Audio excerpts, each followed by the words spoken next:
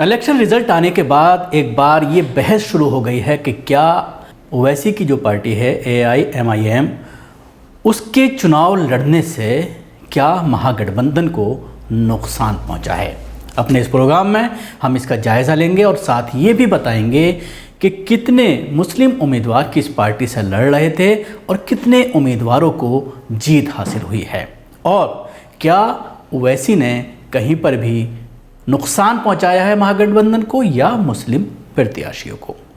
सबसे पहले मैं आपको बताना चाहूँगा कितनी तादाद में मुस्लिम उम्मीदवार मुस्लिम MLA बन करके बिहार विधानसभा पहुँचे हैं। तो ये संख्या टोटल 19 की है, जिसमें 5 AIMIM यानी ओवैसी साहब की पार्टी, एक BSP, दोनों मिलकर के चुनाव लड़ रहे थे। गठबंधन बनाया हुआ था BSP के साथ ओवैसी साहब का, तो दोनों को मिलाकर के कहा जा सकता है कि 6 सीटों पर कामयाबी हासिल हुई।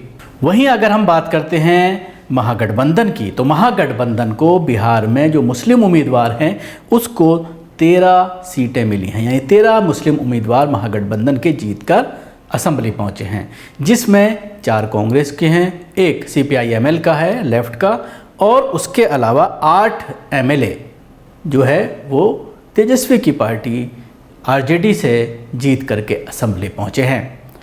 11 मुस्लिम उम्मीदवारों को JDU ने टिकट दिया था और ये कहा जा रहा था कि सबसे ज़्यादा टिकट JDU के ज़रिए ही दिया गया है, लेकिन एक भी मुस्लिम उम्मीदवार JDU का जीतकर असेंबली नहीं पहुंच पाया। तमाम मुस्लिम उम्मीदवारों को हारना पड़ा है।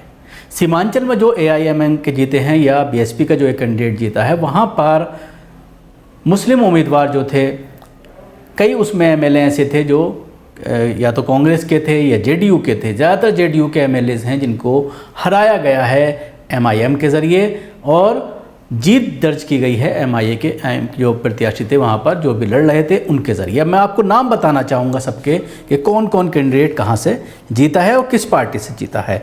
अख्तरुल ईमान जो AIMIM के बिहार के सदर भी हैं, अध्यक्ष भी हैं, अमोल विधानसभा असेंबली से इन्होंने जीत दर्ज की है और इनके मुकाबले में कांग्रेस का एक प्रत्याशी जो पुराना प्रत्याशी था, जो करंट MLA था, वो जो है ज़फ़र जो है वो सेकंड नंबर पर आए हैं जो JDU के थे, लेकिन कांग्रेस का जो MLA जो करंट MLA था वो तीसरे नंबर पर आया है। इसके अलावा मोहम्मद अंजर नईमी ये बहादुरगंज विधानसभा सीट से इन्होंने जीत दर्ज की है। सैयद रुकनुद्दीन अहमद ये 22 से जीते हैं। उसके अलावा जोकीहाट से जीत दर्ज की है शहनवाज़, ये तस्लीमुद्दीन साहब जो कद्दावर नेता रहे हैं बिहार के, उनके साहबजादे हैं। इनके भाई से ही मुकाबला था जो RJD से इलेक्शन लड़ रहे थे, दूसरे नंबर पर वो रहे हैं। और इसके अलावा चौथी सीट है जोकी धामन, मोहम्मद अजहर साहब, ये जो कोचे धामन विधानसभा सीट से इन्होंने जीत दर्ज की है। इसके अलावा BSP का जो एक कैंडिडेट है मोहम्मद जमान खान, चैनपुर एक सीट है वहाँ से इन्होंने जीत दर्ज की है। तो टोटल ये 5 MIM के और एक BSP का 6 लोग जो है जीत करके असेंबली पहुँचे हैं इनके गठबंधन से। उसके अलावा अगर हम बात करते हैं कांग्रेस की, तो कांग्रेस के आबिदुर रहमान अररिया से, शकील अहमद ख़ान वेल नोन चेहरा है, पिछली बार भी विधानसभा पहुंचे थे कांग्रेस के टिकट पर, कटवा एक जगह है वहां से इन्होंने इलेक्शन लड़ा। मोहम्मद आफाक आलम कस्बा से इलेक्शन लड़ा। इजहारुल हसन किशनगंज सीट से इजहारुल हसन ने जो है जीत दर्ज की है। और CPI-ML के एक हैं महबूब आलम, बलरामपुर से इन्होंने जीत दर्ज की है। अब मैं बताता हूँ RJD के जो लोग जीते हैं वो 8 टोटल हैं। मोहम्मद कामरान गोविंदपुर से, मोहम्मद इसराइल मंसूर RJD से जीते हैं कांति नगर से, शमीम अहमद नरकटिया, अली अशरफ सिद्दीकी नाथनगर, मोहम्मद नेहालुद्दीन रफ़ीगंज, अख्तरुल इस्लाम समस्तीपुर, यूसुफ सलाहुद्दीन सिमरी बख्तियारपुर और सऊद आलम ठाकुरगंज, मौलाना सऊल हक कासमी के साहबजादे हैं। सऊद आलम वहाँ पर नौशाद MLA थे JDU के, उनको हरा करके ये पहुँचे हैं। हालांकि नौशाद आलम जो है वहाँ पर तीसरे नंबर पर रहे हैं। MIM का जो कैंडिडेट था वहाँ पर वो दूसरे नंबर पर रहा। और ठाकुरगंज से जो जीते हैं सऊद आलम, ये आरजेडी के कैंडिडेट थे। हालांकि इनके पिता 2 बार वहाँ पर लोकसभा इलेक्शन जीत चुके हैं कांग्रेस के प्रत्याशी कांग्रेस की सीट पर, और अब इनके बेटे ने यहाँ पर इलेक्शन लड़ा है। एमआईएम के जो टोटल कैंडिडेट बिहार में लड़ रहे थे, जिनको टिकट दिया गया था, 24 कैंडिडेट को दिया था, जिनमें से 4 का पर्चा रद्द हो जाने की वजह से 20 ही कैंडिडेट मैदान में थे और 20 में से 5 को कामयाबी मिली है, 15 जो है इनके जो है वो हारे हैं। लेकिन इस बार एक अच्छी बात ये रही है, अगर आप महाराष्ट्र इलेक्शन को देखते हैं, हमने जिसका तज़किया किया था, वो महाराष्ट्र इलेक्शन में देखने में आया था कि कई सीटों पर महाराष्ट्र इलेक्शन में एमआईएम के कैंडिडेट ने बीजेपी को फ़ायदा पहुंचाया था। बीजेपी के कैंडिडेट को जिताने में, बीजेपी के कैंडिडेट को कामयाब करने में या शिवसेना के कैंडिडेट को काम करने में एक अहम भूमिका निभाई थी, और कई मुस्लिम उम्मीदवार एमआईएम की वजह से हार गए थे। लेकिन बिहार में ये देखने में आ रहा है कि एक भी ऐसी सीट नहीं है जहां पर एमआईएम वोटकटुआ साबित हुई हो। जहां पर ये हारे हैं बहुत ही कम वोट मिले हैं।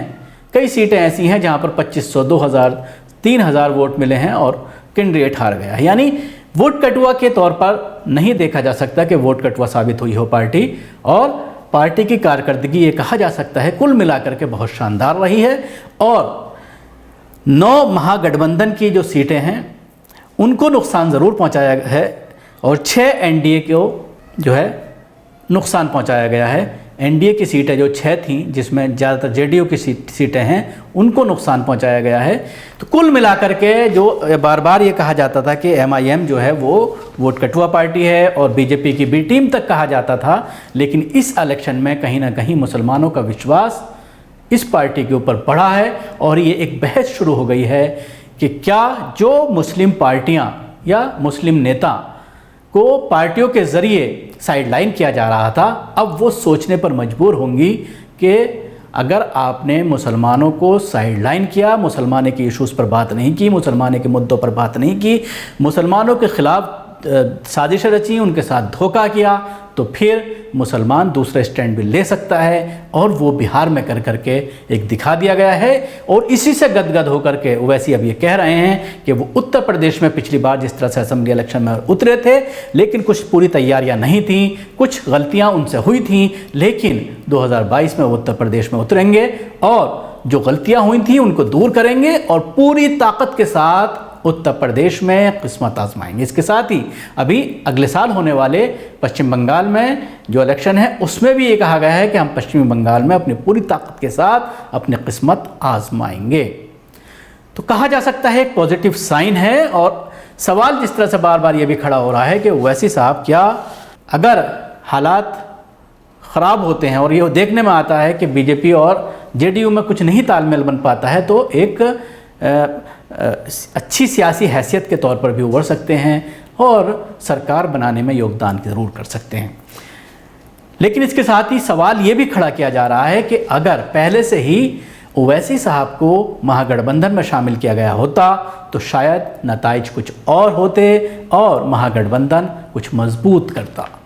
लेकिन ये भी कहा जा रहा है कि ओवैसी साहब ने तमाम सियासी पार्टियों को ख़त लिखा था जो सेकुलर पार्टियां अपने आप को कहती हैं, लेकिन किसी ने कोई रेस्पॉन्स नहीं दिया और उनको गठबंधन में शामिल नहीं किया गया। इसलिए उनको एक दूसरा गठबंधन बनाना पड़ा, जिसमें उन्होंने बीएसपी को शामिल किया, कुशवाहा को शामिल किया और उसके बाद वो चुनाव में उतरे। हालांकि कुशवाहा कुछ नहीं कर पाए। उधर महागठबंधन के अलावा एक और मोर्चा बनाया गया था पप्पू यादव के ज़रिए, जिसमें एसडीपीआई भी इलेक्शन लड़ रहा था। एसडीपीआई का भी बुरा हाल हुआ। जहाँ पर भी एसडीपीआई ने कैंडिडेट खड़े किए हैं, कई जगह ऐसे हैं, मैं रिजल्ट देख रहा था कि 500 या 600 जो है वोट भी हासिल नहीं कर पाई है एसडीपीआई।